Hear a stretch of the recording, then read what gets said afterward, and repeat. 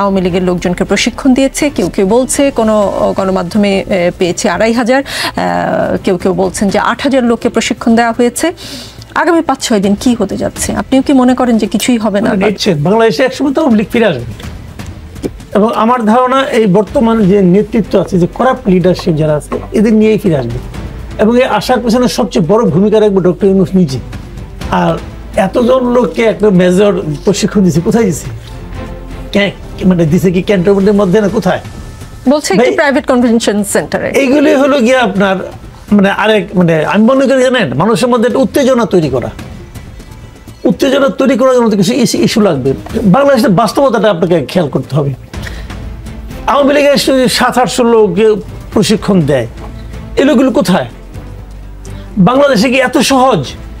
বাংলাদেশে কি সে বাস্তবতা আছে? সে বাস্তবতা আছে? এখন তারা আসলো, সে মানুষ তাদেরকে গ্রহণ করবে? ভাই এগুলো তো খেয়াল করতে হবে। এই বাস্তবতা এখন বাংলাদেশে তৈরি হয় নাই যে আওয়ামী লীগ একদম অস্ত্র নিয়ে আইসা নিয়ে একটা গভর্নমেন্টকে ফালাই দিবে, একটা আর্মি আছে, পুলিশ আছে, হয়ে গেল। এইগুলি জাস্ট বলা কেন? আমি বলি মানুষের মধ্যে একটা উত্তেজনা তৈরি করা। উত্তেজনা তৈরি করা মানে এখন প্রতিটা দিন, প্রতিটা মুহূর্তে কিন্তু মানুষ নানা ধরনের প্রশ্ন করতেছে। আগে প্রশ্ন হয়তো মনে করেন সপ্তাহে একটা, তারপরে হয়তো দিনে একটা, এখন প্রতিদিন বিভিন্ন ধরনের প্রশ্ন উঠতেছে মানুষের মধ্যে। এইটার কি হলো, ওইটার কি হলো। কারণ একটা বছর কিন্তু লম্বা সময় রে ভাই। আপনাকে আমি 1 বছর দেখছি, 1 বছর আপনি কি করছেন, মানে মানুষ তো হিসাব করা শুরু করছে যে তুমি কি করছো 1 বছরে ভাই, বলো আবার এটা। এই যে আজকে দেখলাম যে অ্যামনেস্টি কি বলে, হিউম্যান রাইটস ওয়াচ, ওরা কি বলছে? 1 বছরে কোনো পরিবর্তন হয় নাই বলছে তো। হ্যাঁ, গুম খুন হচ্ছে না, গণগ্রেপ্তার হচ্ছে। এখন এই হিউম্যান রাইটস ওয়াচ আগে যখন বিবৃতি দিত, হাসান মাহমুদ বলতো এরা মাল খায় বিবৃতি দিছে, এরা ঠিক না, এরা মানে প্রভাবিত। এখন কে প্রভাবিত করছে? আওয়ামী লীগ। আগে যারা প্রভাবিত করতো তারা প্রভাবিত করতে পারে না, কেন পারে না? এখন এই বিষয়গুলো তো কিন্তু আসবে, হিসাব নিকাশ শুরু হবে, দেখবেন আপনি। এখন এই হিসাব নিকাশটা যতটুকু বিলম্বিত করা যায়, কারণ হিসাব নিকাশের তো কোনো ভালো উত্তর নাই। পুরো একজন নোবেলের শান্তি পুরস্কার বিজয়ী, তারা বলে মানবাধিকার নাই, এটা বলতেছে হিউম্যান রাইটস ওয়াচ। কেন? এটা শোনার জন্য আমি প্রস্তুত ছিলাম? আমি তো ছিলাম না প্রস্তুত এটার জন্য, শুধু তো হচ্ছে। তো এখন এই বিষয়গুলো কিন্তু আসতে থাকবে একটা পর একটা। এরপরে আসবে আইন শৃঙ্খলা নিয়ে, এরপরে আসবে মব নিয়ে, আসবে তো একটা পর একটা আসবে। তখন এইগুলিকে যত বিলম্বিত করা যায়, একটা পর একটা কল্পিত, আমি মনে করি এগুলি সমস্ত কিছু জাস্ট ছায়ার সঙ্গে যুদ্ধ করা ছাড়া আর কিছুই না। তার মানে কি সরকার জনগণকে ছায়ার সাথে যুদ্ধ করার জন্য ডিজাইন করছে যেন তাকে প্রশ্নের উত্তর না দিতে হয়, তাকে হিসাব না দিতে হয়? এটা শুনেন, এটা হলো কি যতটা বিলম্বিত করা যায়। আমি সরকার বলছি না, কারণ এখন যদি বলে যে না প্রেস সেক্রেটারি উনি সরকার, তাহলে হ্যাঁ। উপদেষ্টা আসিফ মাহমুদের বিরুদ্ধে সম্প্রতি বেশ কিছু অভিযোগ উঠেছে, আমার ধারণা আপনিও শুনেছেন, জানিয়ে গণমাধ্যমে খবর প্রকাশিত হয়েছে। এলাকায় তার অনুসারী তৈরি হয়েছে এবং তার একটি রাজনৈতিক দলের সাথে সংঘাতেও জড়াচ্ছে। একজন উপদেষ্টার অনুসারী কিভাবে তৈরি হয় সেটা একটু বুঝতে চাই। তিনি কি নির্বাচন করবেন সেই ইঙ্গিত আসলো কিনা এই ঘটনার মধ্য দিয়ে? দেখেন, ওনার তো আসলে নির্বাচন করতে চাওয়া উচিত না, কারণ উনি তো একটা সরকারের মধ্যে আছেন। এখন উনি যদি বলে করেন যে আমি শেষ মুহূর্তে মনোনয়নপত্র দেখালে আগের দিন রিজাইন করলাম, পুরে নিয়ে ইলেকশন করলাম, এই কাজটা খুবই অনৈতিক হবে এবং পুরো সরকারকে একটা পক্ষপাত দুষ্ট সরকার হিসেবে প্রমাণ হতে পারে এই ঘটনার কারণে। নির্বাচন উনি কেন করবেন? করা উচিত না। কিন্তু অন্য একটা বিষয়, এটা হলো আমি নিজে দেখেছি একটা ভিডিওতে ওনার বাবা বলতেছেন যে আমার ছেলে সবচেয়ে বড় মন্ত্রণালয়ের দায়িত্বে আছে, উনি এতগুলি মসজিদে সে এত টাকা দিয়েছে, আপনারা যদি চান সে আগামীতে নির্বাচন করবে। আমি নিজে শুনেছি কথাটা, এবং এটা নিয়ে আরো আগে, অনেক আগে। তার মানে কি নির্বাচন করে একটা খায় সেই জন্য আমাদের না থাকে, তাহলে ওনার বাবা এটা বলবেন কেন? নাকি উনি চান না ওনার বাবা চায়? তাও তো না। কাজে এই বিষয়টা উনি নির্বাচন করবেন, এটা সাধারণ মানুষের উনি মুখ খুলে বললেই পারে যে আমি যেহেতু সরকারের মধ্যে আছি আমি কোনো ইলেকশনে করবো না। এবং উনি মাঝখানে আগে বলেছেন যে এনসিপির সঙ্গে আমার কোনো সম্পর্ক নাই, উনি স্পষ্টই বলেছেন, উচ্চারণ করেছেন। তো উনি বলে দিলেই পারেন। যদি উনি বলে দেন উনি নির্বাচন করতে পারেন, এই ধরনের একটা চিন্তা হয়তো ওখানকার ওনারা যারা বিরোধী পক্ষ আছে তাদের মধ্যে থাকতে পারে, কিন্তু এবং থাকতে পারলে তারা এটা নিয়ে উত্তেজনা বোধ করতেই পারে। তো উনি বলে দিয়ে সব সমস্যার সমাধান হয়ে যায়। উনি বলে দেয় যে আমি কোথাও কোনো ইলেকশন করবো না, আমি যেহেতু গভর্নমেন্টের মধ্যে আছি, এটা আমার সঙ্গে কনফ্লিক্ট অফ ইন্টারেস্ট হয়। বলে না কেন? বলবেন না তো। এখন এইগুলো নাকি এই উপদেষ্টাদের মধ্যে যে কয়জন উপদেষ্টার কর্মকাণ্ড আমার কাছে সবচেয়ে বিতর্কিত এবং সন্দেহজনক মনে হয়, তার মধ্যে উনি হলেন একদম শীর্ষস্থানীয় একজন ব্যক্তি। আমার কাছে মনে হয় ওনার বিভিন্ন কর্মকাণ্ডের আমি কোনো ব্যাখ্যা পাই না, ওনার কোনো জবাবও পাই না, এবং উনি বলে যাচ্ছেন নির্দ্বিধায় নির্লজ্জ মতো করে কাজগুলি উনি করে যাচ্ছেন। এগুলো তো ঠিক না। শুনেন, আপনি যখন দায়িত্বে থাকবেন, যে কথা একটু আগে আপনি বললেন যে আপনি যদি দায়িত্বে থাকেন, আপনি যদি একটা গুরুত্বপূর্ণ জায়গা থাকেন, আপনাকে প্রত্যেকটা স্টেপ দিতে হবে সতর্কভাবে। কারণ আপনি জানবেন যে প্রত্যেকটা লোক আপনার দিকে তাকায় আছে। যখন আপনি জনসভার মধ্যে আছেন, আপনার দিকে কেউ তাকাবে না। যখন আপনি মঞ্চে আছেন, সবাই আপনার দিকে, পুরো জনসভা আপনার দিকে তাকায় আছে। আপনি সামান্য একটা ভুল করলে আপনি ভাববেন এটা কেউ দেখে না, এটা হবে না, কেউ না কেউ দেখবেই। কাজে আপনাকে আরো সতর্ক হতে হবে। উনি 18 কোটি মানুষের দেশে একজন উপদেষ্টা, ওনার বয়স হয়েছে কিনা, অভিজ্ঞতা হয়েছে কিনা, যোগ্যতা আছে কিনা, সব আলোচনা বাদ। আলোচনা হলো উনি তো বসে আছেন ওই চেয়ারে, তো ওরা কিন্তু প্রত্যেকটা কাজে কেয়ারফুল হতে হবে। উনি হন নাই, এবং উনি মনে করেন এখন ওই আগের মতোই বোধহয় আছেন।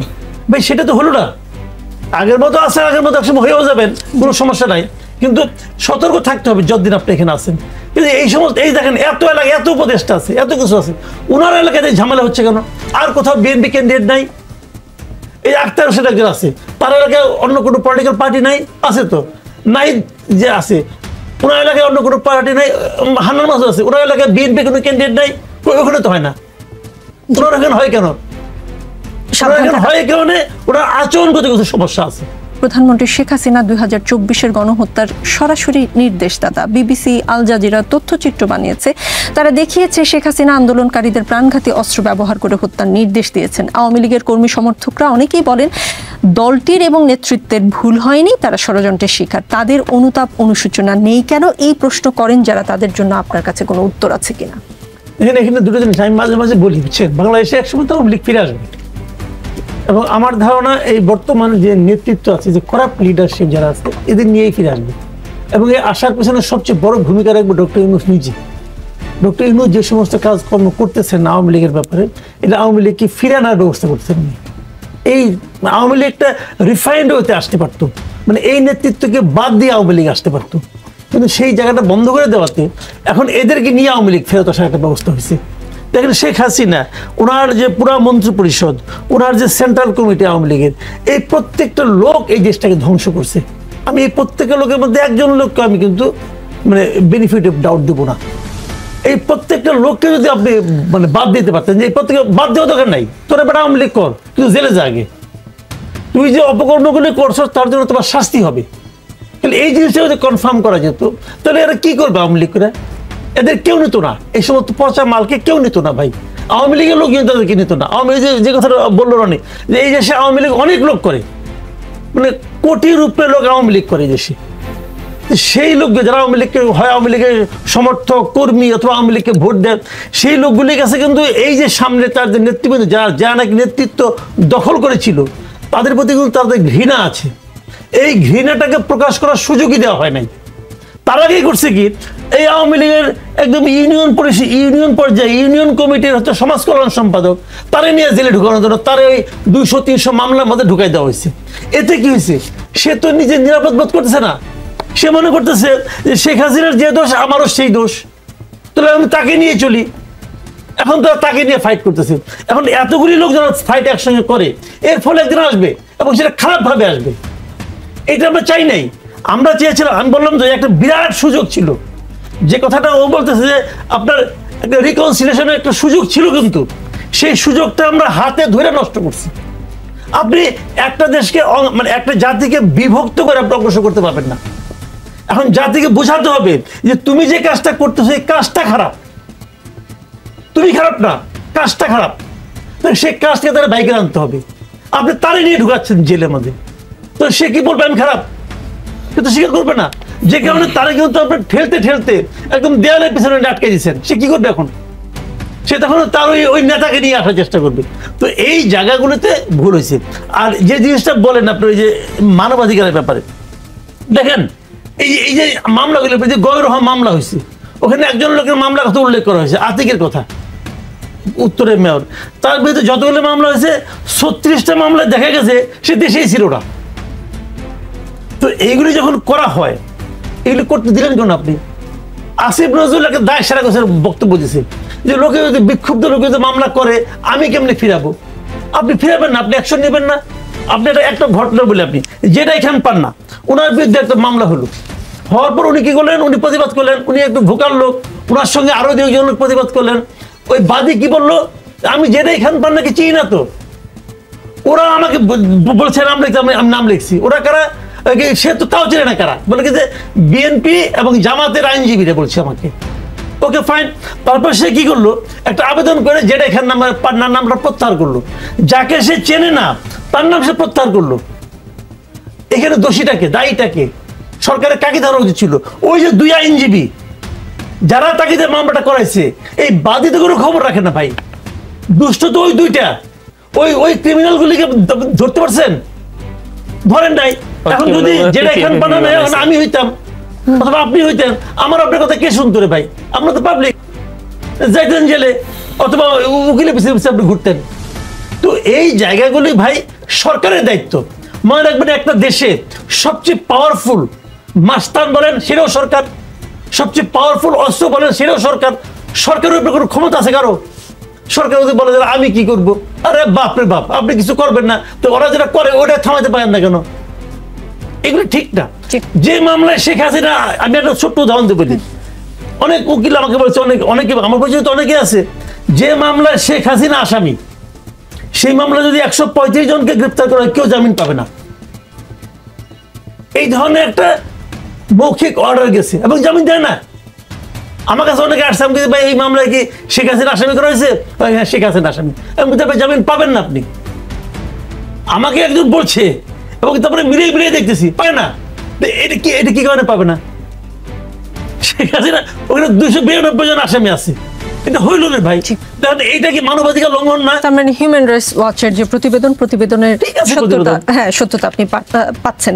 আব্দুল হান্নান মাসুদ, একদমই সময় নেই, তারপরে আপনার কাছে জানতে ইচ্ছা করে, আপনি গত জুলাই জাস্ট 1 বছর আগে ছিল, একদম সম্মুখ সারিতে ছিলেন, আপনাকে তখন থেকেই মানুষ বেশ চেনে। 1 বছর পরে এসে 2025-এ আজকে 31শে জুলাই, আপনার কি মনে হচ্ছে? আত্ম উপলব্ধি কি, একটু ছোট করে যদি আমাদেরকে অনুভূতি শেয়ার করেন। আপনি যে কথাটা বলছিলেন যে হচ্ছে এই যে 1 বছর পরে এসে এই দায় কি সরকার নেবে না হচ্ছে যারা অভ্যুত্থান করেছে তারা নেবে?